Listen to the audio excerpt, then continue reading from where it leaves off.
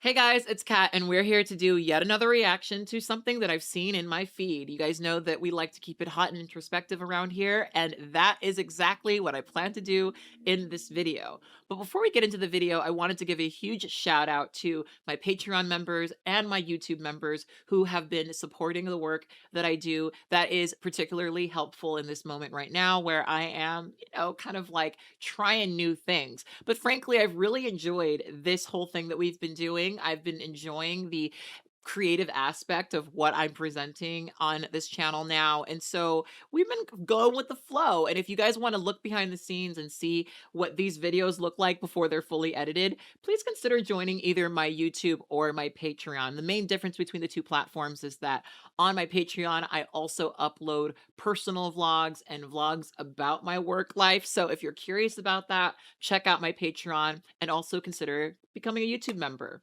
Anyway, let's jump into today's topic. So, I figured out that it would probably be a really good idea for me to update some of my feelings about the Bryon Noem case, since there has actually been quite a few updates. Apparently, several of the sex workers who were engaged with Bryon Noem have come out and shared some of their communications. And I thought that in this video, we would look over them and I would give you guys my perspective and my feelings about them. If you watched my previous video, there were a lot of things that I said about Bryon Noem, mostly that for me, it's pretty obvious that Bryon Noem is a man with a very misogynistic fetish that is more common than most people seem to understand.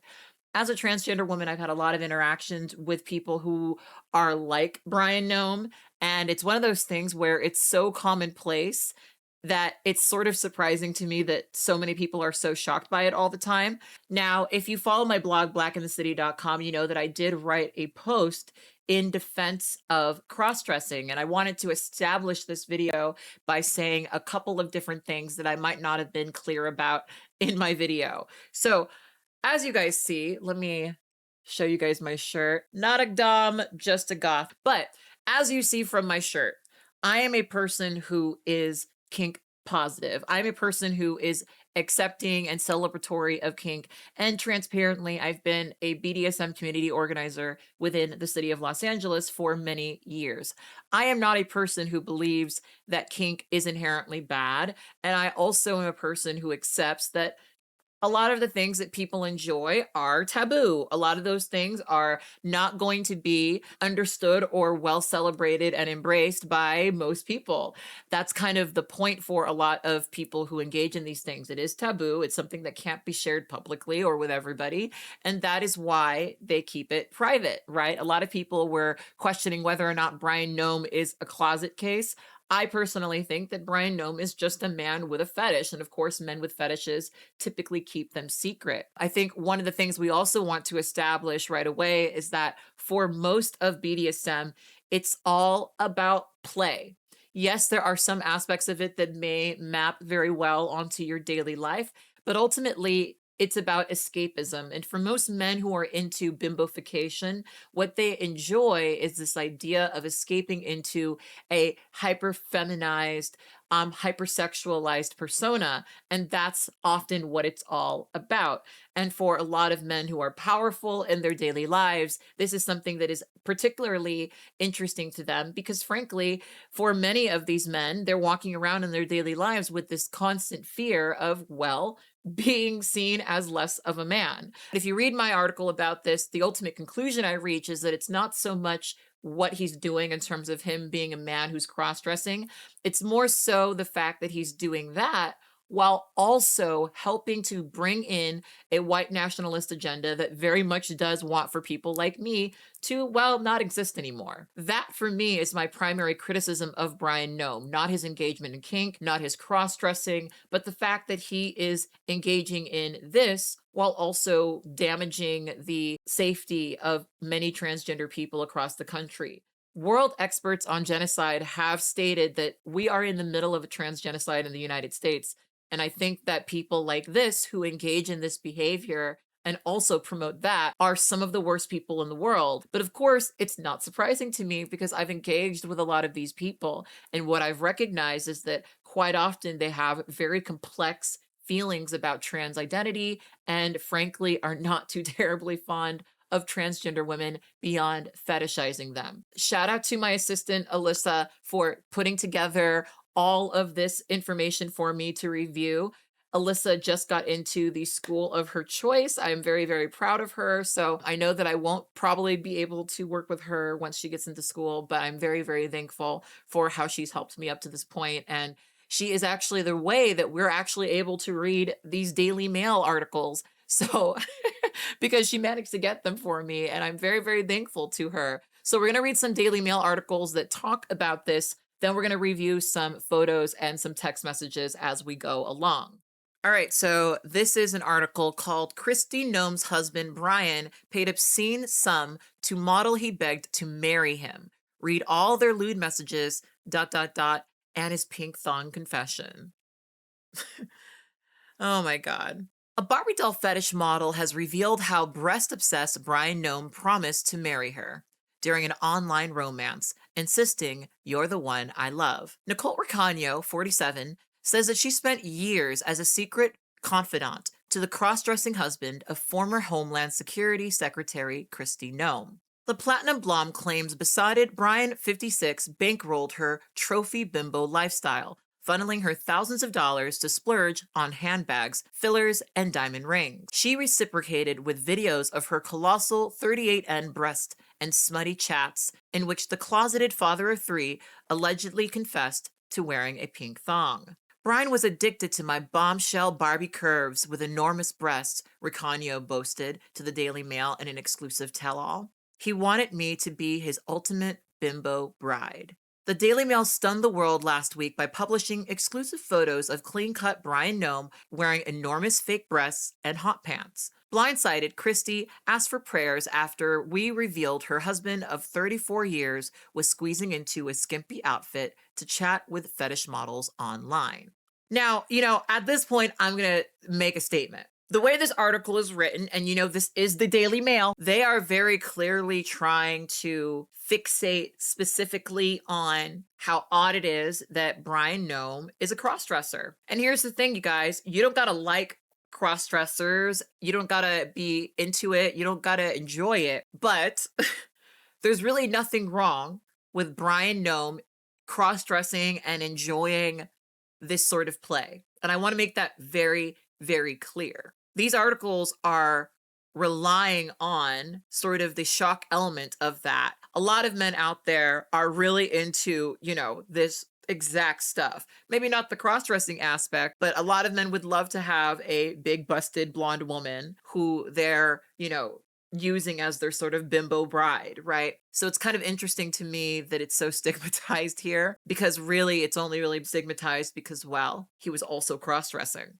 I do think that there's a lot to be said about the way that this story is sensationalized for that reason. And national security experts warned his online activity could have exposed the former South Dakota governor to blackmail while she led efforts to secure the southern border and fight terrorism. But that's nothing compared to Los Angeles-based Racaggno, who has a huge following in the bimbofication scene. She and Bryon messaged as recently as last month, when the infatuated insurance mogul wrote, "Would love to marry you." That was 5 days after Kristi, 54, was ousted from President Donald Trump's cabinet. "I don't follow politics. I'm selling a fantasy," insisted Racaggno, the first woman to speak openly on the record since the cross-dressing scandal broke. "It might be crazy that people have wives, but that's my job. I think he's a gentleman. He has some kinks, but guess what? Everyone does." According to the fetish model, Noem followed her OnlyFans as Jason, who claimed to be from Chicago, and went on to send money and messages, with one reading, "You're the one that I love." Those kinks, Racaggno told the Daily Mail, included Bryon wanting to replicate her sexy Barbie aesthetic on himself. He said he liked a pink thong. He would say, "I have one," added Racaggno. He would just say he likes pink, that he wants to be a bimbo, like me. "I don't judge. You're paying some of my bills, so yeah, whatever makes you happy." Racaggno said her association with Bryon dates back to 2020, when he followed her Plastic Barbie 2000 OnlyFans page using a fake name. Jason from Chicago paid $250 a month to access her top subscriber VIP content and swap private messages, she claimed. He He would would say, say, "Hi, boob God. Your boobs are so good. You're so perfect. You're the boss." said Racaggno. He was like, "I want to be your slave. Call me slave." And I was like, okay. That's why his name has been slave for 5.5 years. So I call him Slave Babe. As the romance progressed, Jason asked Racaggno to be his bimbo girlfriend so they can chat whenever he wanted, she told the Daily Mail. The arrangement was he'd get all of my videos for $1,500 every month to help me pay half my rent, she explained. Racaggno says Jason paid her retainer for years, netting her tens of thousands of dollars. He also supplied bank account details to pay off luxury purchases on her Capital One and American Express credit cards, she said. These included 2 pairs of Louboutin shoes, a 4,000 Louis Vuitton bag, and a $500 Nintendo Switch. She claims he paid a further $2,000 to have her 2000cc breasts, already far larger than surgeons typically recommend, expanded to an outlandish 25,000cc. I was his bimbo girlfriend, and then I was his bimbo fiancé, Racaggno added. He said, "Hey, bimbo god, go pick out some rings. I know you want a diamond ring." They were just sweet gifts. It was a fantasy, not real. By June 2025, Racaggno had figured out Jason's real identity. The penny dropped when several bimbo models, having similar secret chats with Bryon, revealed the rancher and businessman was the spouse of the high-profile politician. She also saw the name Bryon Noem on a PayPal account when he paid down her Amex bill. She said, "I thought he lived in Chicago. I thought his name was Jason." I warned him. I said, "You need to stop talking to these girls. You need to stop sending pictures." He would always say, "Gotta go away, but I'll be back. Thank you for everything. I need God. God needs to help me and heal me." And I was like, "Well, okay, honey. I wish you the best." And then he'd pop up again after like a month or two. Bryan's infatuation is laid bare in hundreds of WhatsApp messages Racaggno shared with the Daily Mail to support her bombshell claims. They were sent from a cell phone number that matches the one listed for Bryon on the website of his Noem insurance business in Bryant, South Dakota. Racaggno was also able to provide PayPal and Apple Pay records showing deposits from an account with the name Bryon Noem. She produced evidence that her credit cards were paid down in $1,500 increments at the beginning of each month from April through November of last year. The Daily Mail further corroborated Racaggno's account by speaking independently to another entertainer in the close-knit bimbo scene. On December 30th, Bryon messaged Racaggno, a former stripper and Playboy model. "Send me videos and photos of your gym outfit." He suggested they should make time for a call the next day to toast the new year. "Let's do champagne together. I guess you're just hot as fuck," he wrote. On March 4th, Bryon supported his Republican wife by sitting behind her at a congressional hearing scrutinizing her aggressive immigration enforcement tactics. The cameo backfired when California Democrat Sidney Calmer Dove asked Kristi about her brazen, years-long affair with close advisor Corey Lewandowski. Racaggno messaged Bryon the next day to say, "Are you okay? I saw you on TV." She didn't receive a reply, but on March 10th, he reached out to abruptly ask if she wanted to make her boobs even larger, adding, "Want to use my Amex? Our Amex?" In a flurry of messages, Bryon gushed, "I seem to be falling in love with you. I do love you. I effing want to pay it because you're the one that I love. I would love to marry you." Racaggno received a final payment of $1,300 in a PayPal transaction under Bryon's real name on March 14, her records show. And the pair last corresponded on March 23rd, less than 2 weeks before the Daily Mail's cross-dressing scoop went viral. "Miss you," Bryon lamented in one of his final messages. "Would so love to date you." Racaggno, who flaunts her curves across 7 adult creator sites, doesn't expect to hear from him again. But she told the Daily Mail she prays Bryon can get his turbulent personal life back in order. I just always wondered, like, why is this guy always so lonely in the basement drinking vodka? This relationship was cool. It was fun. It was exciting. Nobody was getting hurt, and I was getting my rent paid. I wish him all the best and happiness in his life. Former CIA officer Mark Polymorpoulos explained how foreign adversaries might exploit Bryon's behavior to target his wife. The idea is you gain some kind of compromising information on someone. you approach them and, in essence, blackmail them, he said. And the more egregious the behavior, the more susceptible that individual would be to coercion. When the Daily Mail contacted Bryon for a comment last week, he did not deny having explicit conversations or sharing photos of himself dressed as a woman. When it was suggested that he made indiscreet comments or left his wife vulnerable to blackmail, Bryon replied, "Yeah, I made no comments like that. That would lead to that." So, wow, that is quite the thing. And, there's a lot of stuff to be said about this. I want to establish that one of the things that she said it early on is this is all fantasy, right? And obviously, if you're a wife and you catch your husband sending messages like this to a sex worker, you probably do think that he's serious. Like, there's really no reason for you not to think that he's serious. But I want to really reiterate that for a lot of people who are engaged in this is play. And the thing is, this guy very clearly was a pay pig. A pay pig is a man who really, really, really likes basically being used for his money, essentially. He likes being in a sort of submissive dynamic where this beautiful, glamorous, dominant woman sort of makes him give her his money. Now, I wrote about this on my blog not that long ago, but I had a guy recently actually basically offer to pay for my entire life if I engaged in a very specific fetish of his. And it was very tempting. It was very tempting, but you would be surprised how many men get off on the idea of being dominated by a woman and handing her his money. For a lot of men, I know that that does actually feel fulfilling in a way. Anyway, let's look at some of the pictures and the text messages. So you see in her phone, she has him listed under slave Chicago because that was their relationship dynamic. He was her slave, her pay pig. Want to use my Amex? Our Amex? She says, "Sure, babe. Thank you. I pay it. I seem to be falling in love with you." She sends him a video, and that's kind of how this works, right? That's what they're getting off of these messages. And this looks like WhatsApp. That's what I'm piecing together. She sends a video of herself. He says, "I fucking want to pay it because you're the one I love."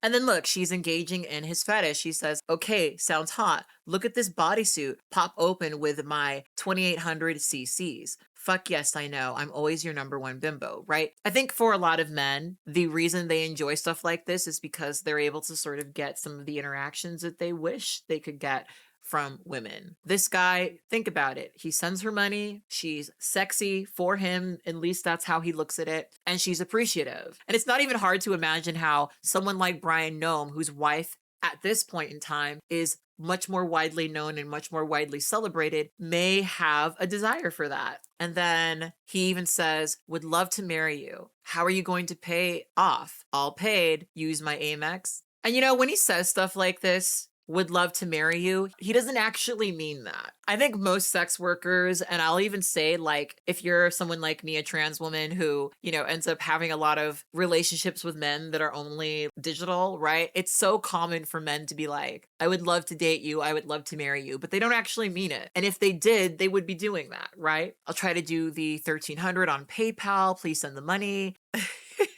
See, like all this is he sends text messages like that. She gives him the bare minimum and he's getting what he likes from this. And you see in this dynamic, even though he's the slave, he is the one who's in power. That is often the way that this works, right? Where the submissive is actually the one who's in power. He calls her bimbo god and she calls him slave babe, right? These are the honorifics they use for each other. A lot of times people take issue with sex workers and how they're paid and stuff.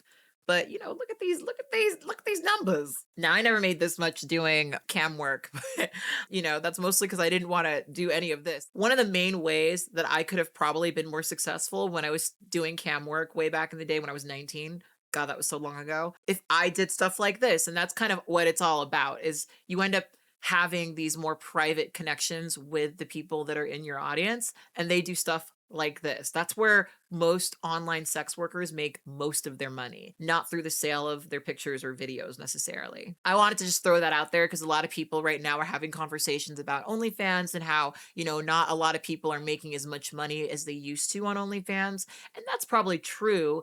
But really, the goal for most sex workers who use platforms like that is to get these people off of the website and into these private transactions. And it's a lot of work. It's a lot of work. You have to sort of maintain a relationship with someone. I ain't mad at her. I ain't mad at her at all. All right.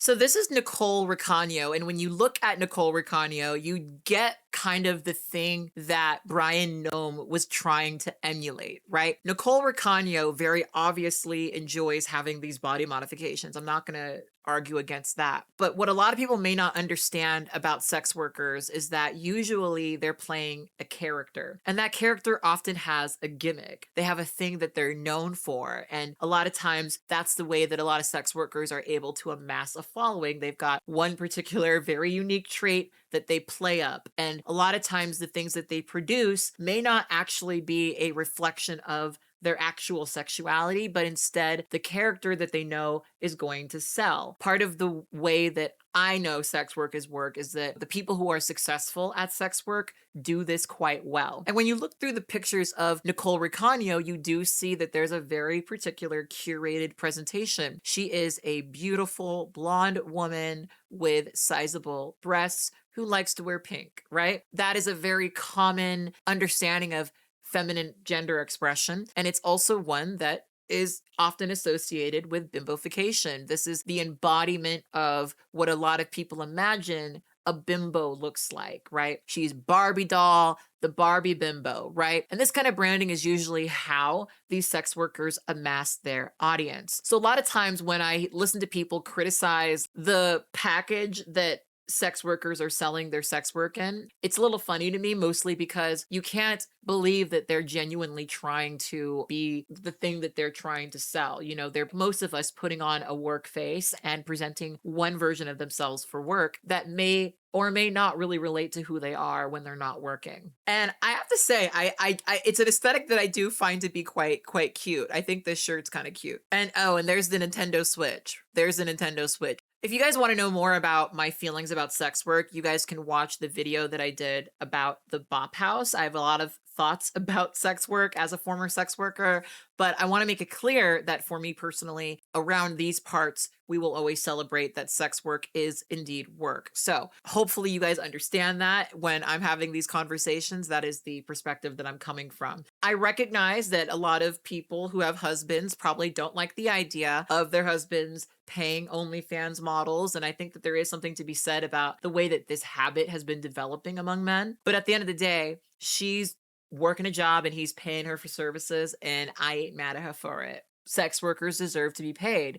And one of the main arguments that I tend to make for OnlyFans that a lot of people don't typically understand is that with OnlyFans, a lot of these women are working as essentially independent contractors, right? They're not working for a company. And so as a person who did sex work in 2009, when that was not the case, I worked for a porn company. It's really not about liking sex work or the sex work industry or wanting for someone to participate in it. It's really about improved working conditions for sex workers and continuing to argue that sex workers deserve protection. I talk about this a lot in my Bop House video, but a lot of people don't understand that OnlyFans actually does upset a lot of porn producers and pimps because it makes them harder to get a hold of a lot of these women who have discovered that they do not actually need to go through them. Yes, several people still go through them for OnlyFans, but that's not their only option, and that's the point that I'm making. So this is another article about another sex worker who was also in the middle of the Bryon Noem scandal.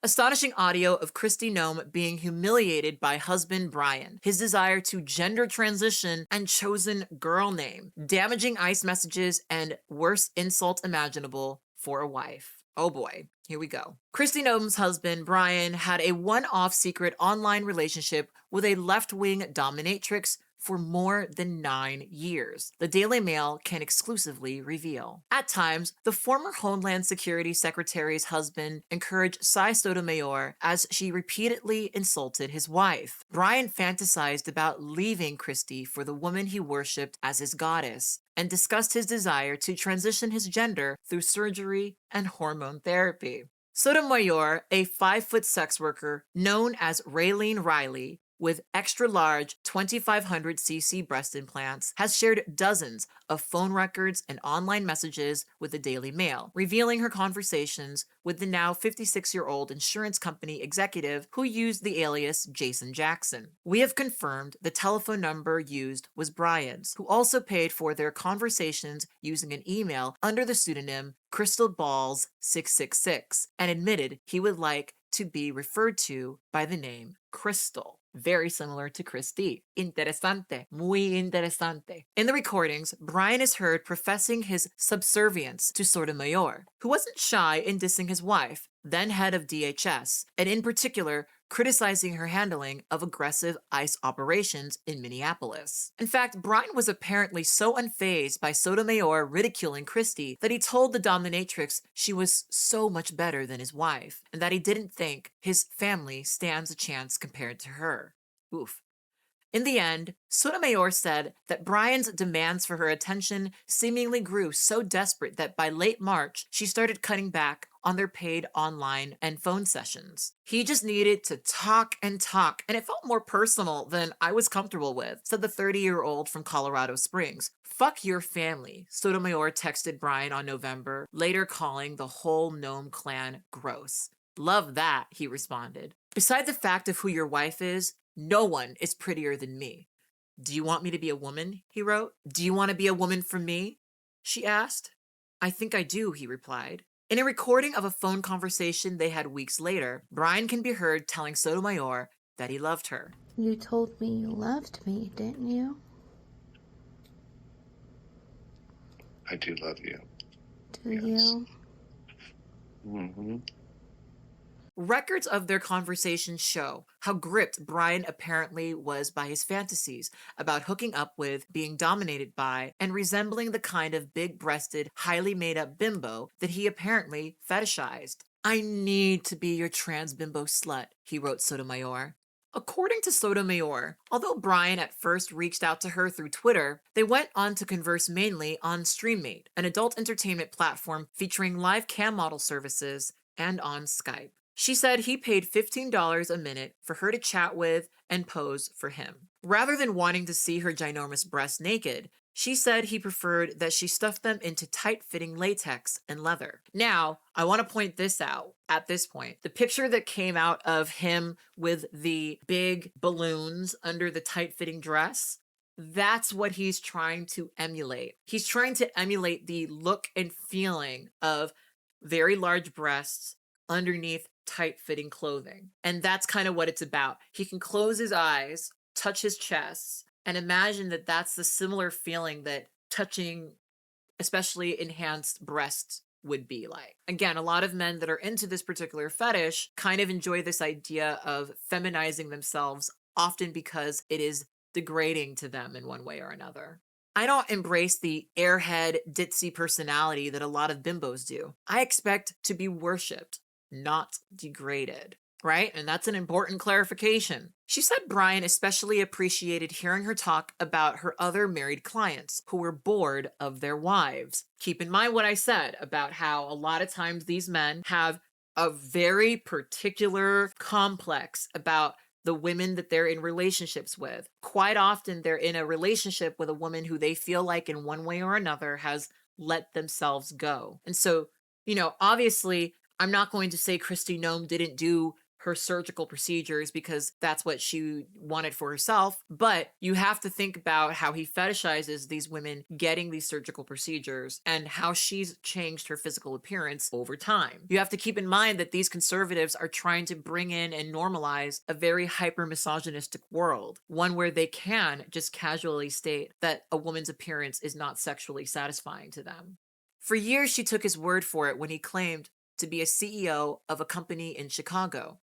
he abruptly cut off contact with her without explanation in 2020. That, she later learned, was the year after his wife had become the governor of South Dakota, until he just popped back into my life, like a little groundhog, about 5 years later in October 2025. He did not share images of himself with inflated balloons stuffed into tight shirts as he did with other online sex workers. Sotomayor said, Bryon did, however, sound kinkier than he had before their hiatus, at first letting her know he wore women's thongs to his office. He also expressed a desire to go by a woman's name, Crystal. I want to be a Crystal so bad, he wrote on January 11th. I want to be a woman so bad. Sotomayor recalls being surprised that he had chosen a female name so close to that of his wife, Kristi, who is known for drastic changes in her own appearance, or so-called MAGA makeover, before and during her 13 months in Trump's cabinet. I was just jaw to the floor, thrown through a loop, that he wanted to be called that, so close to her name, when he could have gone with Stephanie or something, she said. Once they reconnected last fall, Sotomayor said it became clear that her client wanted frequent, near-daily sessions with an intensity that far exceeded their earlier correspondence. Sotomayor said that Bryon came to occupy so much of her time and pay her so much money that her own husband urged her to run his phone number and post office box address through an internet search. It was only then she realized his true identity. I felt he was very hypocritical for wanting to stand 10 toes on American family values while he was in my messages about wanting to be a trans bimbo bitch, she said, noting that she started recording their conversations over the winter. She sensed tinges of shame and self-loathing in their conversations, as Bryon occasionally told her he needed to stop chatting and to grow up. Sotomayor's discomfort about her client grew in January after federal officers fatally shot Renee Good and Alex Peretti in Minneapolis under his wife's watch. It galled Sotomayor to see the DHS secretary posthumously attack both victims, Kristi accusing Peretti, an intensive care nurse, of domestic terrorism, and she ultimately felt she could no longer remain silent, even while role-playing. By January 6, around the midpoint between Good and Peretti's death, Sotomayor said Bryon sounded panicked, telling her he would go dark to deal with some family stuff. Really bad at home. Really bad. I've got to go figure me out. It's bad. Sorry and thank you, he wrote. I'm here for you, she responded. I've got to stop everything and focus on me. Thank you. I'll be deleting all my stuff, he wrote. Is it because of everything going on with ICE right now, she asked. And life, he wrote. Yeah, I'm sure it's stressful, she texted. The dominatrix and political husband turned wannabe bimbo kept up their role-playing well after Trump fired his wife from his cabinet on March 5th. Their last correspondence came on the evening of March 22nd, when Bryon texted Sotomayor asking for a phone call, and she refused, saying it was too late. She told the Daily Mail that the reason for her refusal was less than the hour than the intensity of their conversation, a decision to step back and to distance herself from what she had perceived as his increasingly unhealthy neediness. I needed to set some boundaries and just take care of myself, she said. I've had moments when I'm wondering, how did this become my life? I just never thought I would be the mistress to ICE. So yeah, that is pretty insane. That is pretty crazy.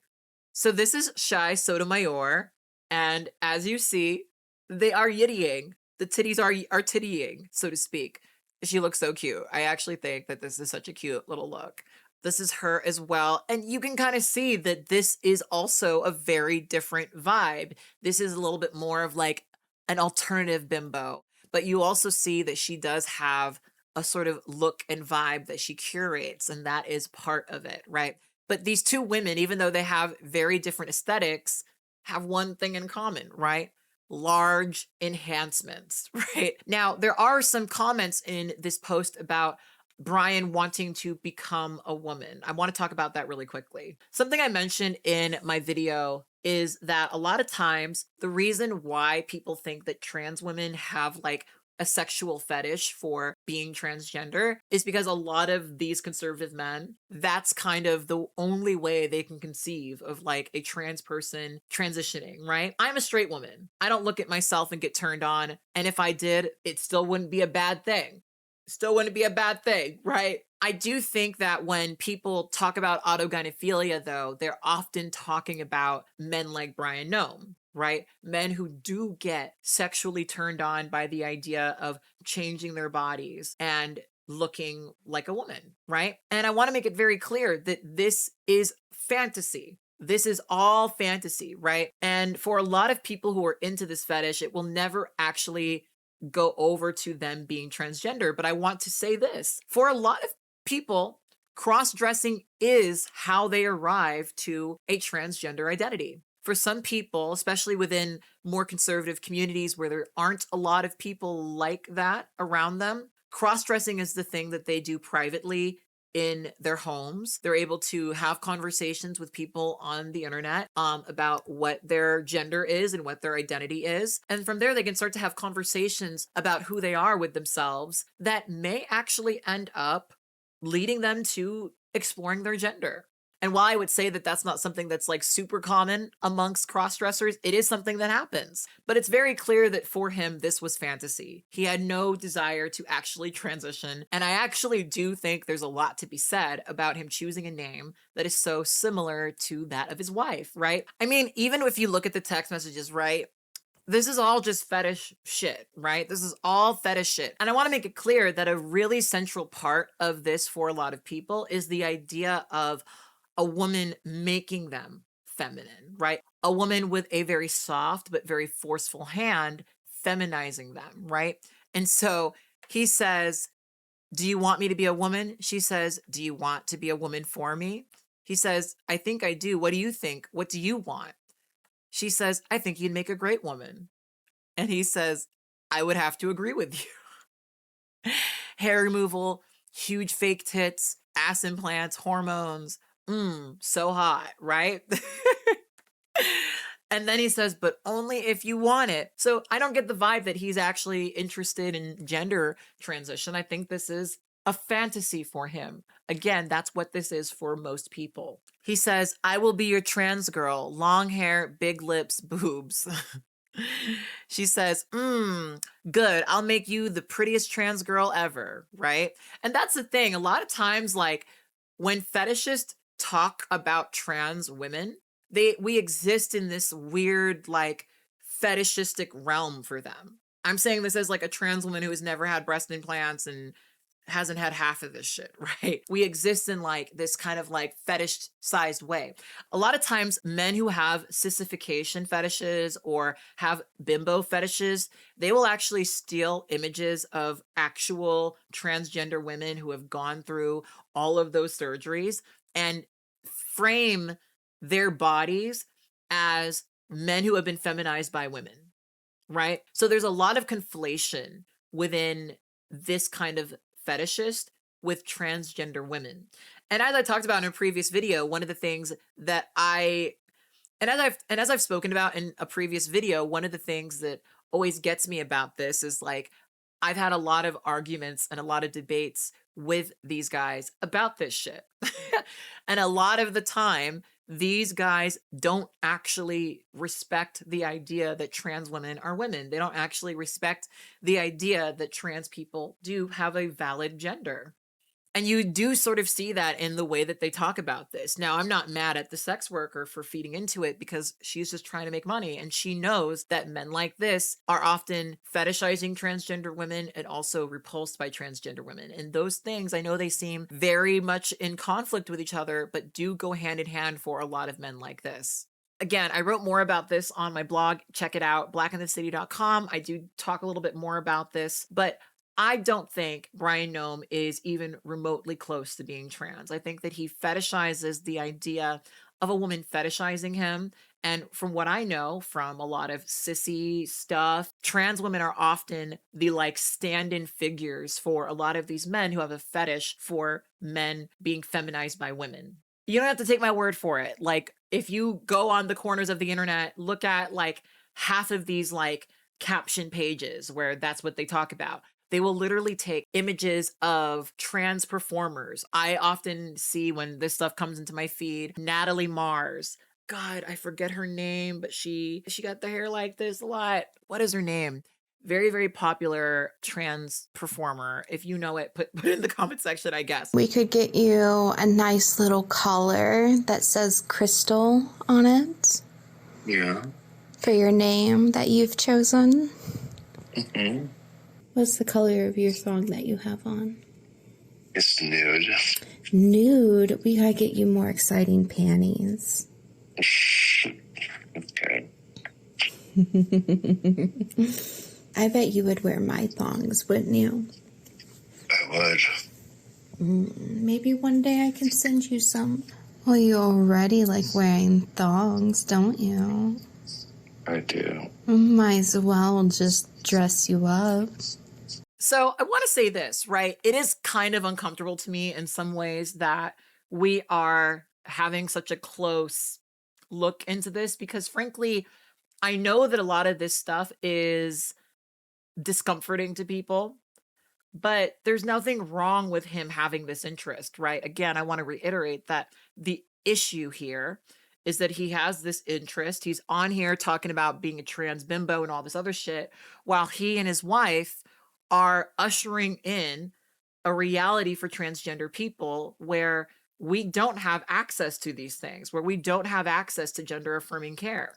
There are people right now who have their driver's licenses invalidated, meaning that trans people within certain states, right, they don't really necessarily have the free right of movement. You think that someone's supposed to, look the way they do with a gender marker that draws attention to them being transgender, and that's supposed to not be a reason for them to be concerned about discrimination. It's very silly. Gender markers didn't used to be on identification cards, but they are now. So now trans people fight to have the correct one on there, but only because it's a thing that has to apparently exist. Now we've got a lot of these situations where trans people are struggling, where trans people are leaving their state because they're afraid of discrimination. And while that's happening, this guy is having these trans bimbo conversations with a sex worker. And unfortunately, this is kind of like the issue that I have with a lot of things that are like this, even as a person who's within the BDSM community, because a lot of times, I think about race play when it comes to stuff like this. You're really not a person who's able to engage in stuff like that and then also be a good person in your daily life. I mean, sometimes you can, right? And I want to make it clear it's not so much the, cross-dressing aspect, it's how he very clearly sees all of this as like a degrading thing that sort of titillates him. It's hard for me to imagine a man who feels that way just isn't a misogynist in his daily life who is, by definition also transphobic, right? I think we should go there for dessert. Yeah. And I would bow to you. Mm. You know what I want? What? To be seen with you. Yeah? I don't give a about anything else. Yeah. It's time we be seen together. Something I kind of wanted to draw attention to is the way that this very Christian man who comes from a family that apparently centers Christian values uses the term God, right? Uses a term like, yes, God, when referring to this woman. And I feel like pointing that out because, it is actually within the Christian faith considered to be pretty sacrilegious to do that. I do love you. Do you? Mm-hmm. So much better than your wife, aren't I? You're so much better. Would you ever marry me? Oh, you want to be married to your God. I mean, who would be? Exactly. It's a lot. It's a lot. I mean, I think that it makes a lot of sense for a wife who hears stuff like this to be upset by it. I think that if you catch your husband doing this, you shouldn't even think about how you need to be thoughtful and considerate or whatever. Like a lot of these men are demonstrably, disrespectful. They're just misogynists. And I think that that's kind of the thing I will say. I don't judge him for cross-dressing. I don't judge him for having this particular interest. I judge him for his misogyny and the way he is speaking about his wife, even though I don't like the girl, even though I don't like her, even though I don't like her at all. The way he speaks about his wife is so disgusting. And a lot of men do get off on speaking about their wives in that particular way, especially to other women. Not so much the cross-dressing, but definitely the combination of the two is interesante. Very, very interesante. Dudes like this have hit me up for most of my life.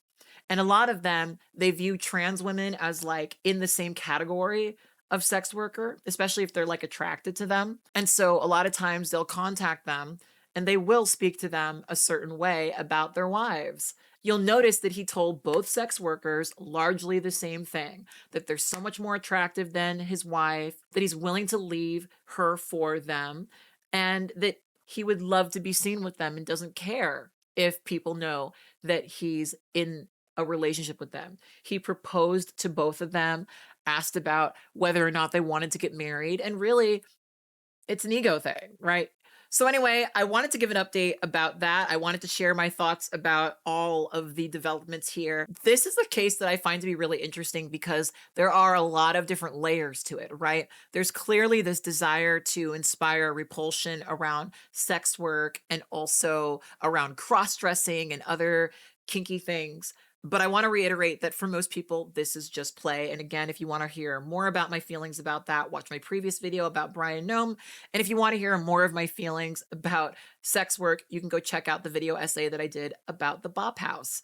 On that note, if you guys enjoyed this video and you like hot and introspective content, please consider subscribing to this YouTube channel. We like to be hot and introspective over here, and we're trying to upload a lot more content. I want you guys to stay hot and introspective. And as per usual, I want you to always remember and to never forget that you are beautiful and you are loved, baby.